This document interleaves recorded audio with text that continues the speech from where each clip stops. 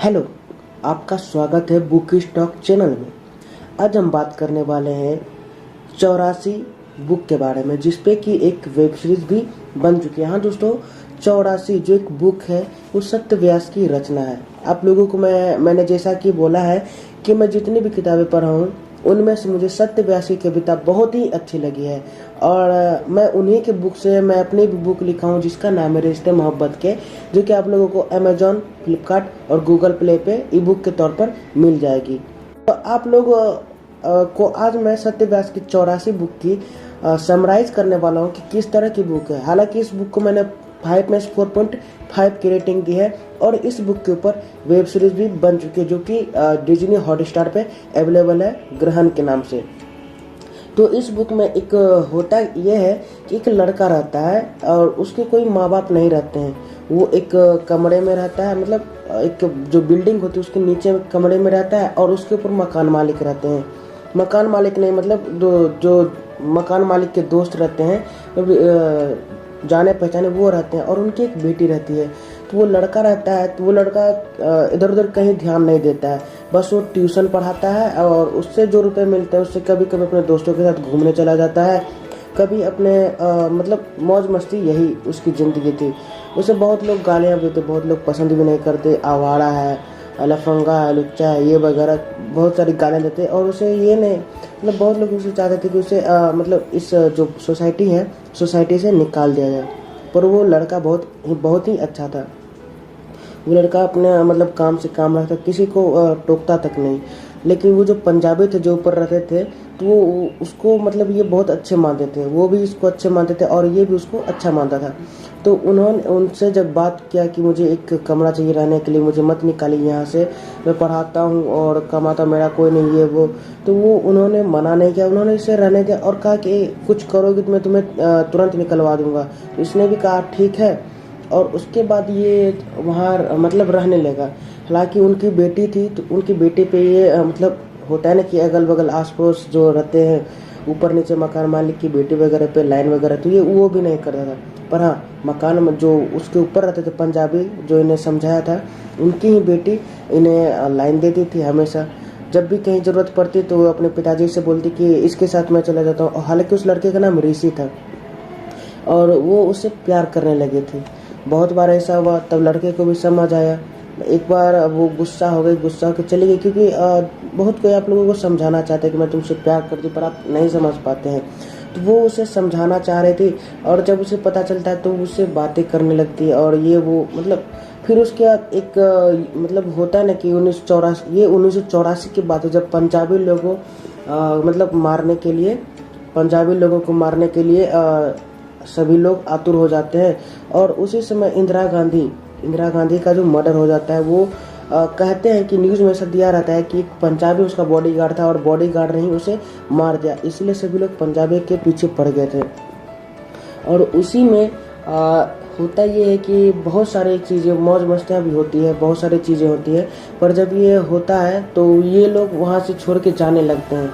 पर लेकिन ऋषि को इन पंजाबियों ने जगह दी थी रहने के लिए, तो ये उन्हें मारना नहीं चाहता था और उनकी बेटी से ये प्यार भी करता था, इसीलिए उन्हें कुछ करना नहीं चाहता था। लेकिन उन लोगों को ऋषि पे भरोसा नहीं था, उन्हें लगता था कि ये भी हमें मार देगा, जैसा कि सब लोग हम लोगों पे शक कर रहे। बहुत सारे कांड होते हैं, बहुत सारे रोड पे बहुत सारे लोग मरे मिलते हैं और किसी को बाइक से मार के उसी के पेट्रोल से उसे जला दिया जाता है। मतलब जब आप ये बुक पढ़ोगे ना तो बहुत ही डर भी लगेगा, बहुत ही आपको मतलब रोंगटे खड़े हो जाएंगे जब ये बुक पढ़ोगे। तो वैसा ही होता है। और जब ये क्या करता है कि उस पंजाबियों की फैमिली को और जिससे प्यार करता है उसे बचाने की कोशिश करता है हमेशा। तो इसके दोस्त लोग कहते चलो आज मतलब किसी पंजाबी को या इस शहर से बाहर नहीं निकलने देना है। तो ये क्या कहता है कि ये उस पंजाबी लोगों को कहता है सब कुछ इधर उधर, मतलब आइडिया देता है कि आप लोग ऐसे करो और मेरे रूम में आके मेरे रूम में आके रहो, मैं बाहर से ताला लगा देता हूँ और अंदर में कुछ खाने के सामान ले लेना, ऐसे मेरे रूम में आलू वगैरह हैं तो आप लोग उसे भी पका के खा सकते हैं। तो वैसा ही करते हैं। और जब एक दो बार लड़के लोग कहते हैं कि तुम अपना रूम खोलो, तो वो कहता है कि मेरे रूम में क्या है, कुछ है ही नहीं, तो क्या करोगे यहाँ। तो वो लोग ऊपर जाते हैं और ऊपर पंजाबियों को बहुत सारी लूट पाट भी करते हैं, बहुत सारी चीज़ें करते हैं। पर ये उतना होने नहीं देता। ये सोचता है कि मैं जितना बचा सकूं ज़रूर बचाऊंगा। और आखिर में ये लोग एक अंतिम में ये लोग का कोई दोस्त रहता है पंजाबियों का दूसरे शहर में, तो वो इन्हें मदद करते हैं बाहर निकलने में शहर से। तो ये लोग निकल जाते हैं और पंजाबी मतलब जो जिससे प्यार कर रहा होता है ये, वो भी एक समय इससे सवाल पूछती है, क्या तुम हम लोगों को मार दोगे? ये उस समय कुछ नहीं बोल पाता है और एकदम से शांत हो जाता है, कुछ नहीं, इसे पता ही नहीं चलता कि मैं क्या कहूँ ना कहूँ। हर कोई इस पर शक कर लेता, पर ये उसे कुछ नहीं करता और ये लोग चले जाते हैं। पर ये लोग के जाने के बाद फिर एक बार आते हैं, जब मामला शांत हो जाता है सामान लेने, तो ये पूछता है कि अंकल ये वो कहाँ है सब? तो वो कहते हैं कि अब मैं यहाँ नहीं रहूँगा, अब मैं यहाँ से हमेशा के लिए जा रहा हूँ। उसे वो लड़की भी जा रही थी, तो इसने मतलब एक तरह समझ रहे कि बहुत सारा रिश्ता टूट जाता। और इससे पहले एक छठ पूजा था, तो छठ पूजा में बहुत मस्तियाँ करते ये लोग। बहुत सारी बहुत ही मतलब अच्छी बुक है, आप जब पढ़ेंगे तो आपको बहुत ही अच्छा लगेगा। और जब ये लोग वहाँ से जाने लगते हैं तो ये बहुत रोता है, एकदम से लगता है दिल टूट गया है इसका। और ये फिर एक बार जब ये पता करता है कि उनकी बेटी कहाँ रहती है, तो ये अपनी बेटी को बुआ के घर पहुँचा दिए रहते हैं। और वहाँ भी जाता है तो पता नहीं चलता कि इसे कि कहाँ है कैसे कहूँ। और इन्हें कहते हैं कि उसके बारे में मतलब लोगों से जब इसने पूछा कि क्या है नहीं है, तो लोगों ने कहा कि आप ज़्यादा जांच पड़ताल मत कीजिए, अगर उन्हें पता चल गया तो आप यहाँ से ज़िंदा वापस नहीं जा पाएंगे। तो ये ज़्यादा जांच पड़ताल भी नहीं करता। और एक बार उसे लड़की चिट्ठी लिखती है उसकी, हालांकि लड़का जो है वो नेवी में चला गया रहता है।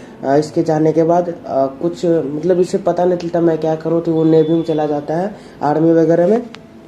और इसे लेटर मिलती रहती है, पर एड्रेस नहीं लिखा रहता है कि कहाँ मतलब एड्रेस कहाँ का है। तो एक दिन वो बोलती है लेटर में ही कि मतलब मैं गंगा सागर जा रही हूँ इतने दिनों के लिए, क्या तुम समय है तो आ जाना। और वहाँ जाता है, और वहाँ जाने के बाद एक बड़ी सी जानते कि वहाँ लहर आती है गंगा सागर में हर साल एक बार शायद। तो वहाँ पे लहर आती है और उसकी बेटी गायब हो जाती है, मतलब शायद डूब जाती है या फिर ये ऋषि लेके चला जाता है। हालांकि वो दोनों को एक लड़के को देखते हैं जिससे लगता है कि वो ऋषि ही है। अब इस कहानी यहीं खत्म हो जाती है कि उसकी बेटी मर गई, मतलब लहर में डूब के मर गई या फिर ऋषि उसे भगा ले गया। तो यहीं पे ये कन्फ्यूजन में ये फिल्म है। और आप लोगों को बता दूं कि ये फिल्म बहुत ही अच्छी है, बहुत ही एकदम से बहुत ही अच्छी है। आप लोग जब इसे पढ़ेंगे तो बहुत ही ज़्यादा अच्छा लगेगा, क्योंकि समराइज़ करने में मुझे कोई दिक्कत नहीं है, मैं तो कर देता हूँ, मैं शॉर्ट में करूँगा तो आप लोगों को ज़्यादा समझ में नहीं आएगा। पर जब आप लोग इस बुक को पढ़ेंगे तो आप लोगों को बहुत ही अच्छा लगेगा। आप लोगों को लगेगा कि नहीं ये क्या राइटिंग है, क्या लिखी है सत्यव्यास जी ने, कि इतनी मतलब बहुत ही अच्छी है। तो आप लोगों